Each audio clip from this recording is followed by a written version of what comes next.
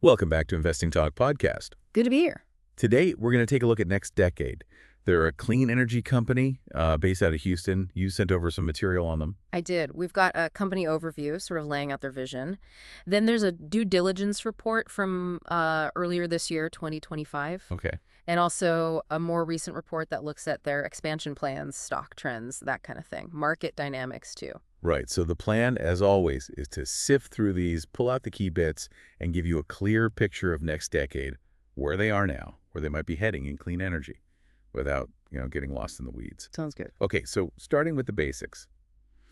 Their whole foundation seems built around sustainable LNG and carbon capture, trying to hit net zero. That's the core idea, yes. They're trying to position themselves right where natural gas meets emissions reduction. The big project is Rio Grande LNG. Down in Brownsville, Texas. That's the one.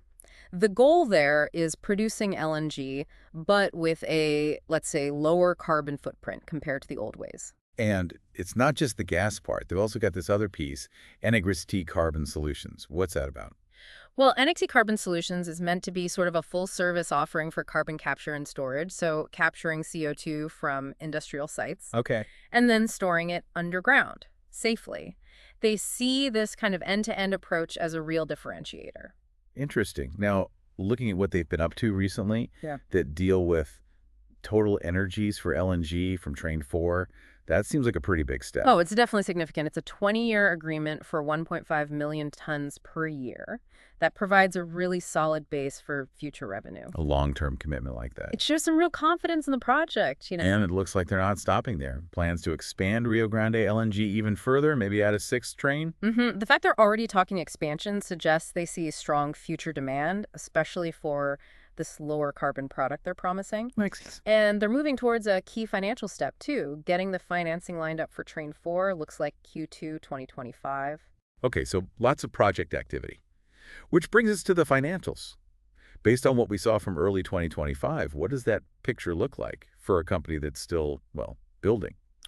Well, it's pretty typical for this development stage. They didn't report any operational revenues in Q1 2025. Okay, not unexpected then. No. And looking back a bit, Q4 2024 earnings per share was negative. Actually missed the analyst estimates. For you listening, EPS is basically profit divided by the number of shares. So things like a PE ratio, price to earnings, they don't really apply here yet. No positive earnings. Not really a useful metric at this point, no. And while the sources we looked at didn't give exact numbers for, say, debt to equity or free cash flow. Things you'd normally check. Right, crucial stuff you'd find in their SEC filings. We do know their return on equity, the ROE, was negative, which just suggests, compared to others, their investments haven't turned profitable yet. Think of it like how well a business uses the owner's money to make profit. Negative means it's not there yet. A good analogy. And dividends. Doesn't look like they're paying any. No, which is common for companies pouring capital back into huge projects like this. Growth is the priority. Okay, so that's the vision, the recent moves, the early 2025 financial snapshot. Let's talk strengths. What potential does NextDecade have? That sustainability angle feels important right now. It definitely plays into the global push to cut emissions. That could attract investors who are focused on ESG, environmental, social, governance factors. And the big projects themselves, Rio Grande LNG, NextDecade Carbon Solutions. Yeah. These are potential growth engines, right? Absolutely. If they execute on these, they could see significant revenue down the line. That Total Energies deal is sort of the first big piece of that puzzle falling into place. But of course, big ambitions mean big challenges. Right. What are the major risks or hurdles NextDecade is facing? Well, the energy sector is just heavily regulated. That's a given. Changes in environmental rules, policies, those could really impact how they operate and their profitability. And the market itself, LNG prices, demand.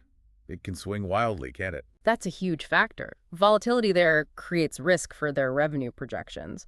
And, the SEC filings apparently flag potential delays in actually building these projects. That's always a risk with complex construction. Plus, they're not alone. You've got established players like Cheniere Energy, other developers like Tellurian with their Driftwood project. How do they stack up? That's a key point. Cheniere is already a major exporter, strong financials, big market share.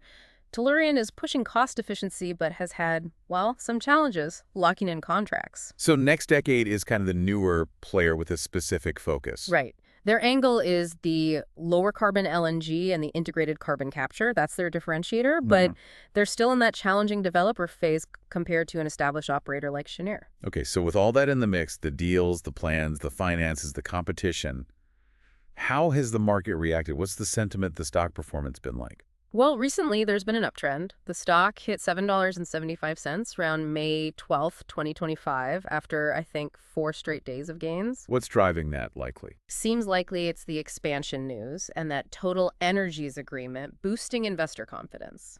Positive signals. But you mentioned some analysis suggesting maybe some caution in the near term. There was some short-term technical analysis suggesting a potential dip, maybe around 5.4% over the next few months, and also trading volume decreased as the price went up recently, which can sometimes be a sign a trend might be shifting. Just things to watch. And analysts, what's the general feeling there? It seems a bit mixed, actually. Some recent upgrades, but more towards hold or accumulate. So maybe neutral to cautiously optimistic, perhaps? When we look at how they compete, what really sets them apart from, say, Cheniere or Tellurian, you mentioned the low-carbon focus. That really is their key angle. While Cheniere has the scale and existing infrastructure, NextDecade is betting on demand for verifiably lower carbon LNG and integrating the carbon capture directly. Yeah. That's unique. So it could attract a different type of buyer or investor? Potentially, yes. Especially those prioritizing environmental credentials. It might give them an edge with certain customers that maybe Cheniere, at least right now, finds harder to serve with a specifically green product. Looking forward then, what are the key things to keep an eye on? The milestones that could really move the needle for NextDecade.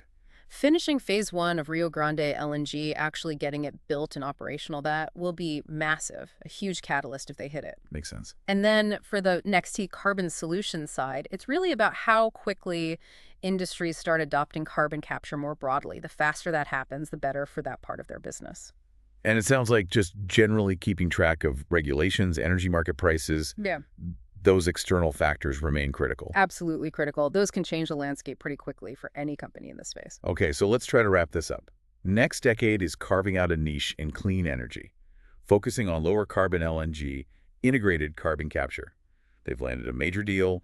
They have ambitious expansion plans. That's boosted the stock recently. But they're still fundamentally a development stage company. They face regulatory hurdles, market swings, and the financial results, for now, reflect that they're still building, not yet fully operating at scale. It's interesting, though, isn't it? A company not yet generating major operating revenue, but locking in these huge long-term deals. It really is, and it brings up a fundamental question for you, the listener. How do you weigh that potential, the potential of these sustainable, possibly disruptive technologies against the very real risks of a company that isn't, churning out profits today? Something to think about.